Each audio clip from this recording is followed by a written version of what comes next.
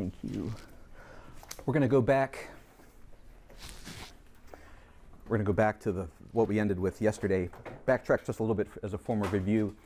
Going back to significant figures in mathematical problems, and I said yesterday, but I mean obviously it's Monday, so I meant last instructional day on last Friday. We went through the 4 rules of using sig fig, or excuse me, the 4 rules for determining the significant figures, and then in this section here on using sig figs, the rules for using significant figures in math. The first one here is the operations of addition and subtraction. And remember, when you're doing addition and subtraction, the key thing you're looking for is precision. And how do you understand precision? What are you going to look for? How precise is indicated by where the place value is of the measurement. So if your answer was 1 Smurf, okay, you would have a significant figure in the ones place. But if you had 1.3 Smurfs, besides being a blue mess, right, you would have 0.3, or the 10th place of precision, or 1.35 Smurfs, it'd be a 5 in the 100th place of precision. So that's what we're talking about in adding and subtracting. Your answer is going to be as precise as the least precise measurement. So if I'm adding 100.0 plus 3.5197248, I know it doesn't matter because I'm only going to be going to the 10th place. Why? My first number, 100.0, is precise to the 10th place. I can't get any more precise than that and not be lying. I mean, I can write more numbers, but I'm making it up. So the other half of this is multiplication and division. When you're multiplying or dividing 2 measures, your answer is going to have the same number of significant figures as that measure with the fewest significant figures. It's not based on precision. It's based upon the number of significant figures. So if just basically in your mind, adding and subtracting has to do with precision. That has to do with place value. Adding and subtracting, precision. Multiplying and dividing, sig figs. Multiplying and dividing, my answer can only have as many significant figures as the measure that has the fewest number of significant figures. Adding and subtracting, my answer can only be as precise as my least precise measure. So we used the example, we looked at 1.7, where we had this jar full of sand. And we said that the jar and the sand together has a mass of 546.2075 kilograms. Pretty precise, right? It's precise to the tenths, hundredths, thousandths. It's precise to the 10,000ths place. And we also know that the mass of the jar is 87.61 kilograms. It's not nearly as precise. Do you see that? It's not 87.6100 kilograms. It's 87.61 precise to the hundredths place. Which meant I put it on a balance that measured to the tenths place, and I got 87.6, and I said, it's a little bit more than 87.6. It's 87.61. Okay? I know that because of the way it's written, I can only be as precise as my measurement plus 1, so it's 87.61. Now the question is, what is the mass of the sand? Well, the mass of the jar and the sand minus the mass of the jar is equal to the mass of the sand. Pretty straightforward. But when you do the math, you may be tempted to write 458.5975 kilograms because you've got that information. Mr. Baker, why waste all that information? I've got it. I can be more, in your mind, maybe you're thinking, I can be more precise. Or maybe before this class you would have said, but I can be more accurate. We're not talking accuracy now. We're talking precision, right? How precise can I be? Well, in this measure, in this operation, since we're using subtraction, the rule is for addition and subtraction, your answer can only be as precise as the least precise measure. The least precise measure here is to the hundredths place. My 87.61 is precise to the hundredths. So my answer can only go to the hundredths place. Looking at the answer, 458.60.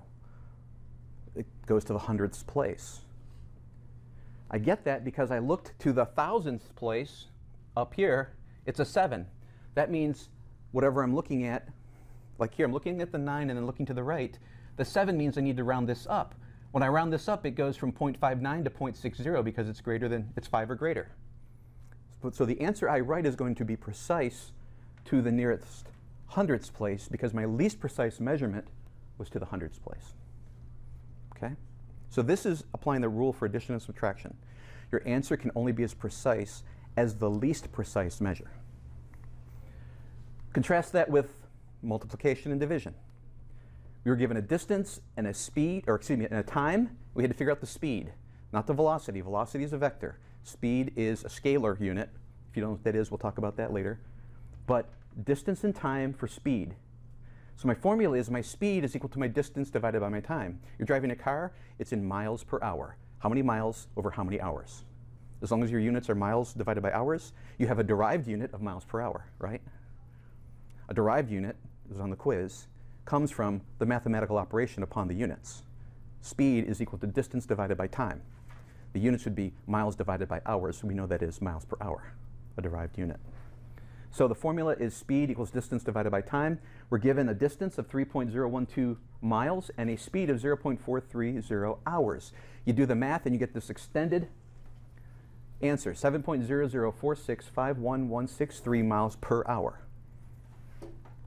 However, since we did multiplication or division, in this case we did division, the rule is that our answer can only have as many significant figures as the measure which has the least number of significant figures. So looking up here, we're comparing 3.012 and 0.430. How many sig figs in each? Well, in the first one, hopefully you see 3.012 has 4 significant figures. And 0.430 has 3 significant figures. The leading 0 is not significant. The trailing 0 is. 4 and the 3 are non-zero digits. So it has 3. So my answer can only have 3 significant figures. Look to my calculated answer, and when I limit it to 3 significant figures, it's 7.00. If this number here, if it was 7.005 whatever, what would my answer be? Well, I have to round it up 1. It would be 7.01.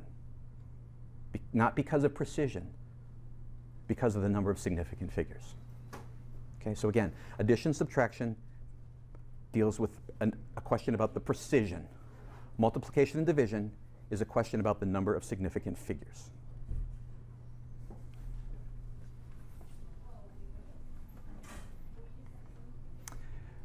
This was the last section we didn't get to cover. This is actually on page 29 of your book. But, this is important to know, when you're working with conversion factors, you will be tempted now that you've got this whiz-bang rule about significant figures and multiplication and division to want to apply that when you're doing conversion factors. So you need to remember this point, that when you're using a definition, for example, 1 kilometer divided by 1,000 meters, right? That's a conversion factor that's going to convert us into the language of kilometers. You do not concern yourself with the number of significant figures in those conversion factors because they are exact. 1 meter equals exactly 100 centimeters by definition. And because it's exact, it does not play a factor in determining the number of significant figures of your answer. Everybody clear on that? Because it's a definition, it is exactly,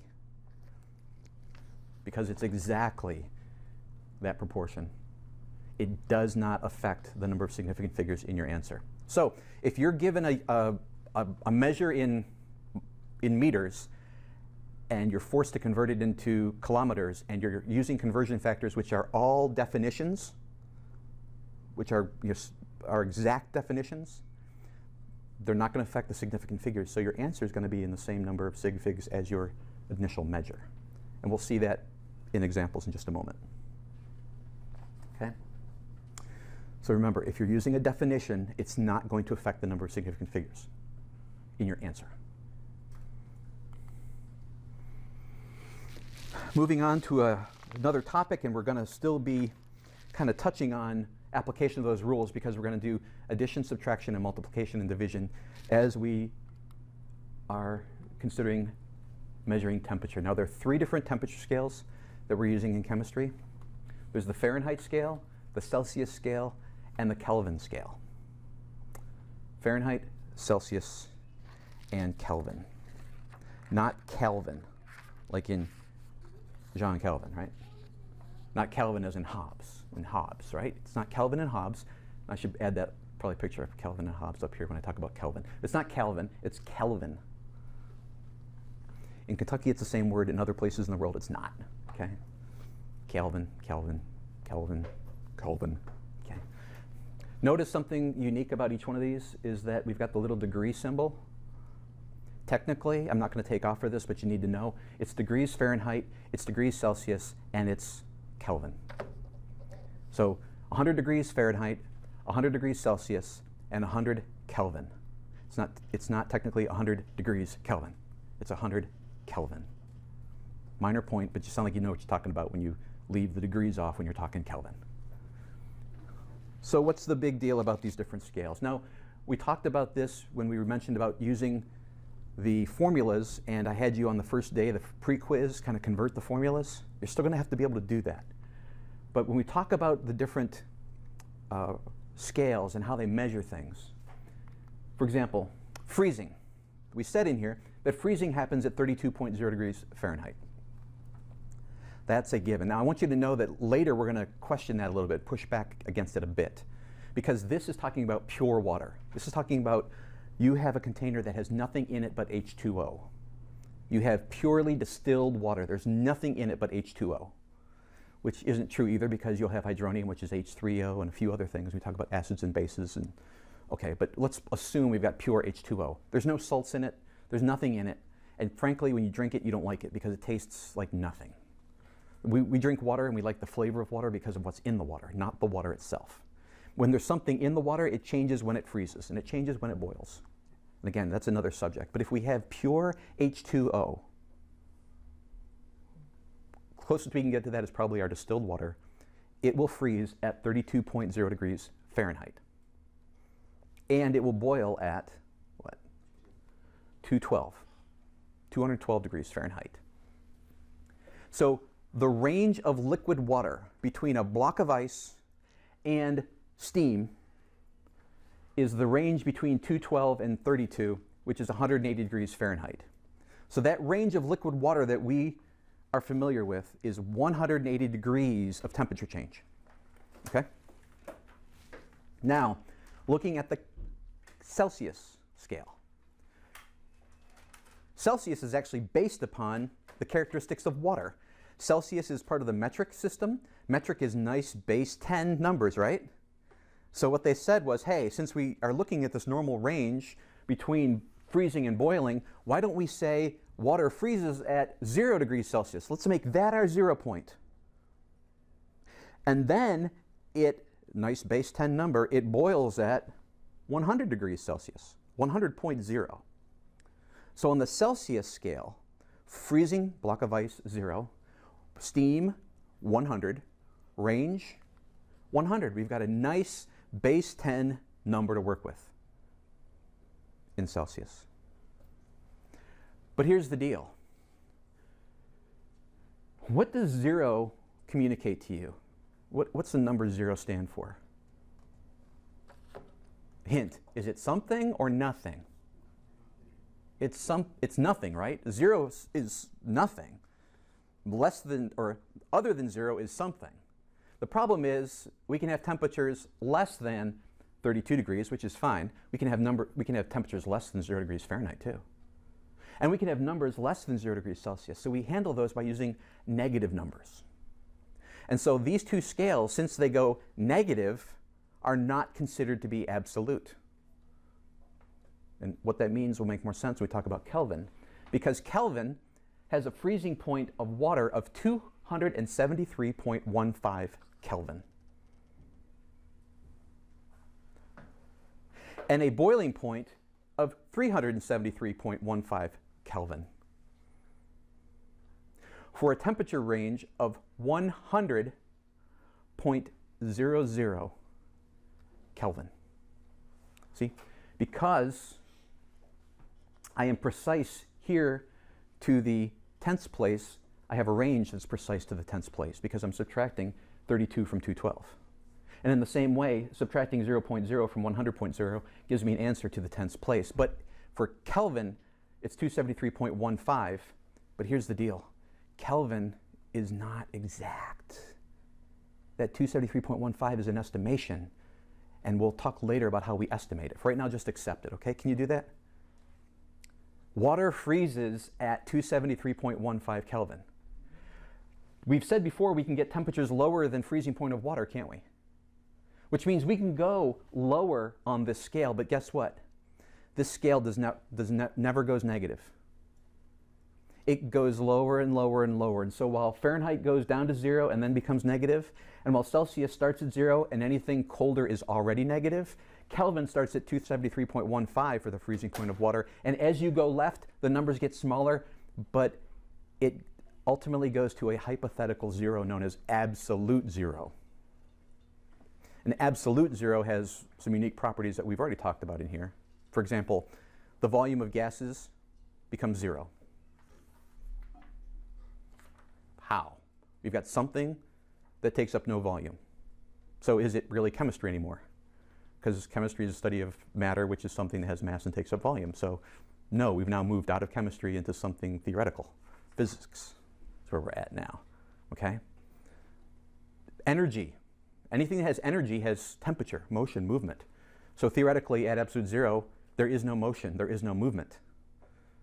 Electrons stop spinning at absolute zero. Time stops, because time has no meaning if there's no motion. So absolute zero becomes this theoretical, hypothetical, philosophical point, which kind of bends our minds when we talk about science. But the deal here, in terms of absolute scale, is that Kelvin never goes negative. It only goes to 0. Okay? But notice that the degrees of difference between the freezing point and the boiling point is the same as Celsius, which allows us, once we benchmark it, to say, hey, if it goes up 10 degrees Celsius, it also went up 10 Kelvin. We can make those direct associations between Celsius and Kelvin. A couple of fun facts. It's in blue in your text, page 32. If ice and water are thoroughly mixed, the temperature of the mixture will stay the same. That's 0 degrees Celsius or 32 degrees Fahrenheit, regardless of the amount of ice or water present. Practical application of this. You're at a party. There's a cooler over there, and you've got drinks in ice water. Beside it, there's another cooler. Drinks in ice water. One of them is full of ice, enough water to cover the drinks, but lots of ice. The other one has mostly water, just a couple cubes of ice left. Okay? The temperature of both of them is exactly the same. And it is going to be, if it was pure water, again, that jockeys things around a little bit, but if it was pure water, it would be exactly 32 degrees Fahrenheit or 0 degrees Celsius. Same thing said two different ways. It's exactly that. Why? If it was colder than that, wouldn't it be a block of ice? And if it was warmer than that, wouldn't all the ice be melted? Okay. So here's the deal. When you have an ice-water mixture that's had plenty of time to mix, thoroughly mix, temperature stabilizes, it will stay at that temperature of 0 degrees Celsius or 32 Fahrenheit. It will stay there until all the ice is melted. And then it'll start to warm up. So if you open the cooler up and you go, this one was warmer because it only has 3 ice cubes floating in it. No. The fact that there's still ice in it means it's still at 32 degrees. All right? So water transfers heat energy better, which is why you put water in ice. You don't have just cans with ice poured on it, because the ice poured on it still has air gaps in it, and you've got to cool the air before you can cool the soda. But if you put water in it, the heat transfers out of the soda quicker and gets it colder quicker. So whether you're dunking your hand in water that has a few ice cubes on it, or dunking your hand in a big mass of ice with a little bit of water relative, it's the same temperature. So don't think you're a big hero because, man, I put my hand in that thing full of ice and you just put your hand in that little bit of ice over there. No, they're the same temperature. Until either the whole thing goes solid or all the ice is melted. Then the temperature starts changing. You can go colder than 0 degrees. Ice can be colder than 0. It can't be warmer than 0. In the same way, for some of the same principles, boiling water is always 100 degrees Celsius or 212 Fahrenheit. The caveat there being it has to be the same pressure, and we'll talk about why that's important later. But if the water is boiling, just a little bit of a boil, or a turning rapid boil, it's always going to be that same temperature. Because think about it. If it was any cooler, it wouldn't be boiling. And if it was any warmer, it would all be steam. So the fact that you're in this transition point, that you're in it's called a phase transition. While we go through phase transitions, the temperature stays constant. The form, the phase of the substance is changing, but not the temperature of it. That's why you can know that if you take one of those recipes where they say, drop this pouch into boiling water for 5 minutes. They figured out, hey, if it's boiling water, it's going to be at that temperature. And if it's going to be at that temperature and you put it in there for the time that they tell you, you're going to get the results that they've planned. You're not going to undercook it because it's too cold or overcook it because it's too hot, because if it's boiling water, no matter where it's boiling water, it's the same temperature. So the manufacturer can make a packet food, send it all over the world, and say, wherever you're at, unless you're at high altitudes, like in Denver, which there's alternate cooking. Ever notice that on a recipe? There's a high altitude cooking direction.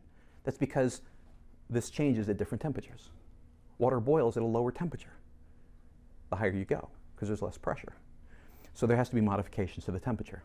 But this idea here that it's going to be at the same temperature, cold if there's any ice in it at all, and the same temperature, boiling if there's any water left at all, is important. You're going to have to remember that and use it over and over and over again. It's also great for party tricks, right? Like, I wonder how cold that soda is. Well, it's 32 degrees. How do you know? It's always 32 degrees. Why? It's in ice water. Yeah. Ice water is always 32 degrees. Really? So, there you go. You can be the life of the party now, Starnes. Okay, looking at equation 1-1. We've already seen this before, right? Something you have to have memorized. Celsius is equal to 9/5 quantity Fahrenheit minus 32. If you apply this formula, remember you're going to subtract 32 from whatever the Fahrenheit is before you multiply that by 9/5. And you also need to be able to convert that to solve for Fahrenheit. Okay? So there are several questions you work out that either you're given Fahrenheit to solve for Celsius, where you would use this one, or rearrange it given Celsius to solve for Fahrenheit. Be able to do that as well. Second equation, Kelvin. The amount of Kelvin is equal to the degrees Celsius plus 273.15. Since 273.15 is not exact, because frankly, as far as we know, we've never been there. I would argue that if we've ever been there, we would never leave there. So if we've ever been there, we're still stuck there, but we don't know it.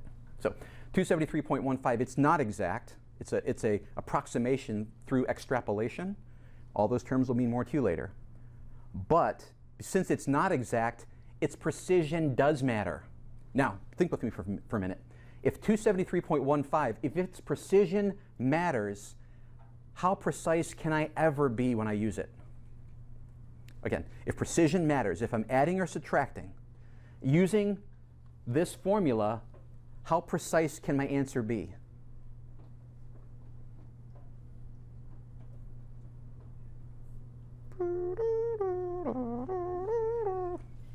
Okay, when we're adding and subtracting, the precision of our answer can only be as precise as the least precise. So we may run into situations where we have a degree Celsius which is more precise than my number 273.15.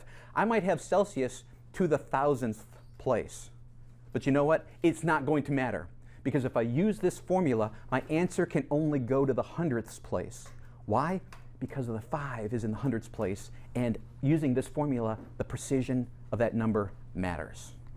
So Kelvin is an absolute scale, and its answer is only going to be to the 100th place if I use this formula. So Kelvin is absolute. I've already talked about that. It goes to 0. It doesn't go negative. That's why the 0 is known as absolute 0. So on your own, 115. The question says, normal body temperature is 98.6 degrees Fahrenheit. There we go. What is that temperature in degrees Celsius? So how am I going to solve this? application of Formula 1, right? 1, 1. The formula that I need is that Celsius is equal to 5/9 Fahrenheit minus 32. Use the formula directly. I just apply the formula. And when I apply that formula, since I've given Fahrenheit, the solution says that Celsius equals 5/9 Fahrenheit minus 32. And when I do that, it's going to be 98.6. That was my given Fahrenheit minus 32.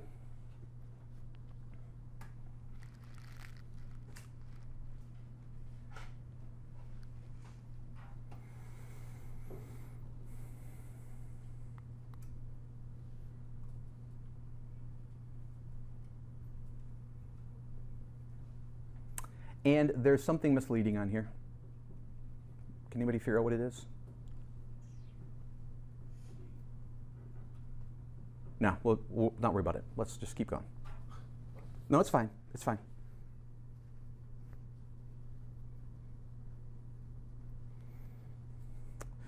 If you notice down here where it says Fahrenheit minus 32, technically, by the way they give the answers, they're treating this not as if it's 32, but as it's 32.0. I didn't pick up on that before, but just notice here. If it was 32, 98.6 minus 32, what is my least precise? Right, so it's to the ones place, right? No, we're good. We're good. Let's wind it back. Okay, let's go back just a minute. Forget my concern. Let's right now. It comes up later. I'm looking ahead to a concern. Here's the deal. Fahrenheit minus 32, 98.6 minus 32. When I do that math, I get 66.6. Now, in addition and subtraction, my answer can only be as precise as the least precise. The answer they give in the book is 66.6. Let me ask you a question, junior scientists. What is 98.6 minus 32?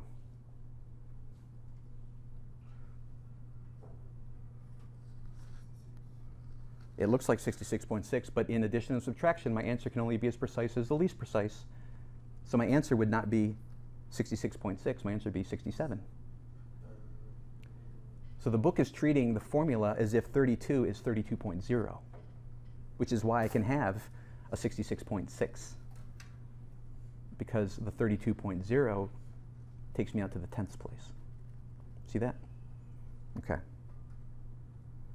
I'll look in that some more, but I'm pretty sure that's just something frankly, I've done this class a dozen times. It just struck me now as being something like, whoa, let's take a look at that. 32.0. Because 98.6 minus 32.0 is 66.6. 98.6 minus 32 is going to be 67. So they treat it as 32.0. Now, the next line, I've got to take that answer times 5/9. When I multiply it by 5/9, that fraction is exact.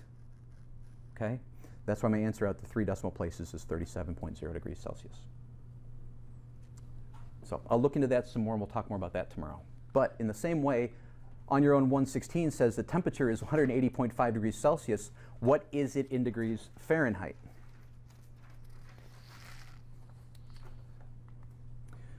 So I take the formula Celsius equals 5/9 quantity Fahrenheit minus 32, and I have to convert it into Fahrenheit is equal to 9/5 Celsius plus 32.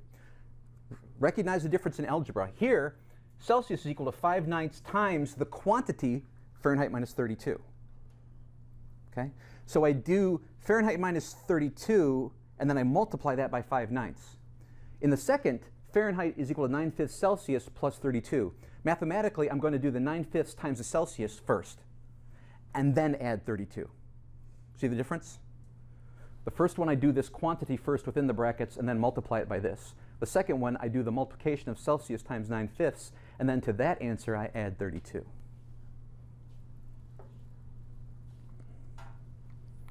So in the solution, 9/5 Celsius plus 32 is 9/5 of that 180.5 plus 32. which gives me 356.9.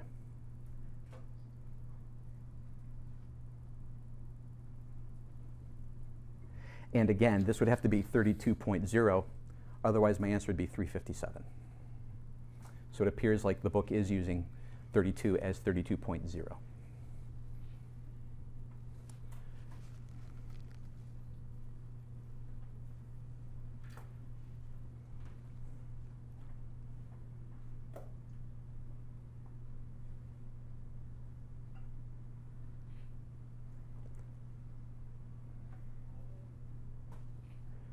You know what?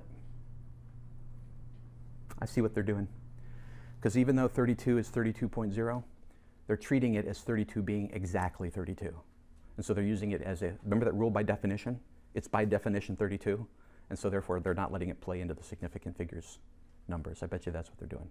Again, I'll look into that and we'll clarify that together. But if you remember it as 32.0, then apply the rule. Or it's 32, and since it's exactly, it doesn't affect the significant figures. You leave the sig figs as they were. We've got one more example on,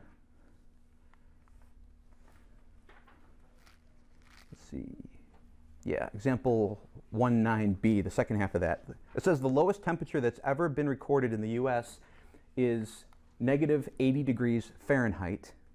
What is this temperature in Kelvin? Again, this example is in your book, so don't stress about writing all this down. It's worked out in your book. I just wanted to go through it real quickly up here on the board. So the formulas we're going to need is that Kelvin is equal to degrees Celsius plus 273.15. Celsius is equal to 5/9 Fahrenheit minus 32. You see, we have a two-step process. I've been given Fahrenheit. I'm looking for Kelvin. I need to go from Fahrenheit to Celsius and then from Celsius to Kelvin. So in the solution, my Celsius, 5/9 quantity Fahrenheit minus 32 is going to give me negative 62.2 degrees Celsius. Since my Fahrenheit is precise to the tenths, and this is what the book is doing, since my given is precise to the tenths place, and this is by definition, it doesn't affect precision, therefore my answer is to the tenths place, negative 62.2. So which is worth more, negative 80 Fahrenheit or negative 62.2 Celsius? Answer, they're the same. They're different languages for the same thing. So now I have my Fahrenheit in terms of Celsius, but I wasn't asked for Celsius, I was asked for Kelvin. So I need to translate it to Kelvin by using the formula that Celsius plus 273.15. When I add them together, I get 210.95. However, my Celsius is only precise to the tenths place, so my answer can only be precise to the tenths place. So even though Kelvin goes to the hundredths place, it's 211.0 degrees Kelvin. Because my precision is limited by my negative 62.2, the precision at the tenths place of negative 62.2. Are we having fun yet? Yes. This is what I usually say, is that as clear as mud, you know, because it's not clear. But you can take it and put it in a handkerchief and squeeze it out and drink it, but it doesn't taste good. So what clear as mud means, I think at times when I push it real hard, I can see the bottom, but it kind of covers over again real quickly.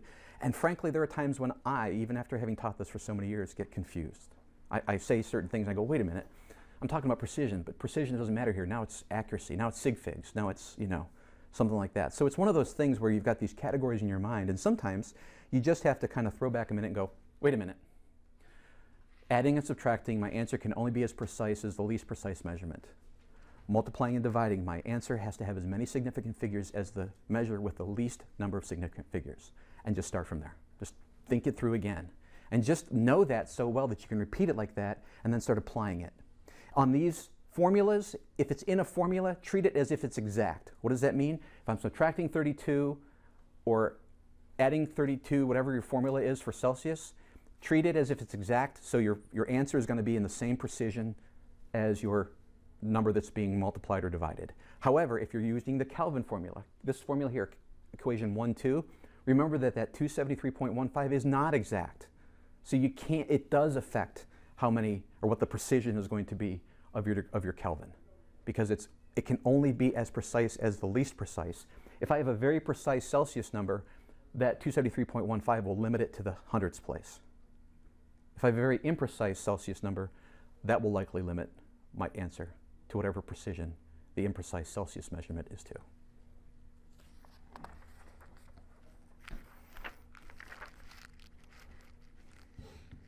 And we are on page 34 in your book. You could, if you so choose, do on your own 117. Otherwise, you can finish the last few minutes on the homework that's due Wednesday. We have 2 pages of content to cover, and so I'm pretty comfortable we'll finish the module. Again, the plan is to spend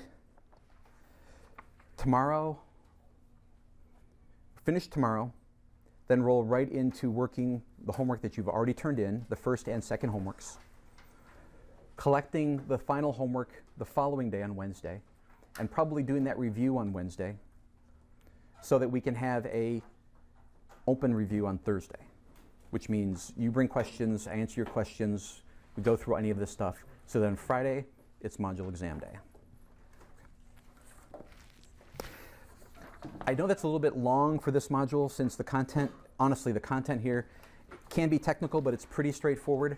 You're gonna find that later on when we do this process, if you don't speak up and ask your questions when we do the actual homework review, that last free review is your last chance to get your questions in. It's the day before, and if it's a new concept, if you're really struggling, that might be almost too late because you haven't had a good time of working the problems using that concept. But still, if that last day of review is what flips that switch and helps you get it, I'm all in favor of that.